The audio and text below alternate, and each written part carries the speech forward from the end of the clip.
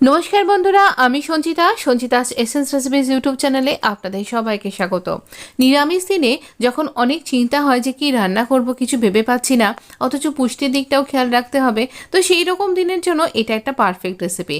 বরবটি আলু বড়ি দিয়ে সুন্দর একটা পোস্ত রেসিপি। বরবটি তো অবশ্যই লাগছে। আমরা কড়াইটা গরম করে নিয়েছি আর ব্যবহার করব অবশ্যই পোস্ত যখন সর্ষের তেল, মাস্টার্ড অয়েল মাস্ট। আর আমরা দেবো এখানে কলাইয়ের ডালের বড়ি, যারা অনেকে আবার একে বিউলির ডালেও বড়িও বলেন, তবে আপনি বড়ি পছন্দ না করলে স্কিপ করতে পারেন। বড়িগুলোকে এই তেলের মধ্যে ভালো করে আমরা বেশ লাল লাল করে ভেজে নেব। বড়ি ভালো করে ভাজাটা কিন্তু দরকার, না হলে কিন্তু খেতে ভালো লাগবে না। এবার কড়াইতে দেখতেই পাচ্ছেন পুরো তেলটার বড়িতে টেনে নিয়েছে, তাই আবারও 1 চামচ তেল অ্যাড করব।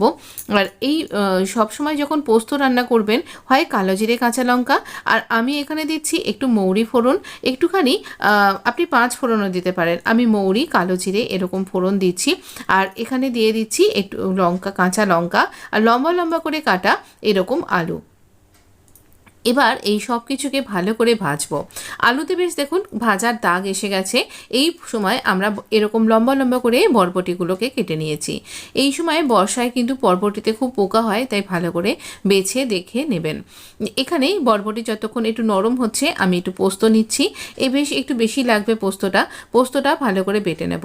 এখানে বরবটিগুলোকে ভালো করে ভাজতে হবে, মানে খুব একদম লাল লাল করে ভাজার দরকার নেই। একটু নরম হয়ে গেলেই বাটা পোস্তটা দিয়ে দেবো।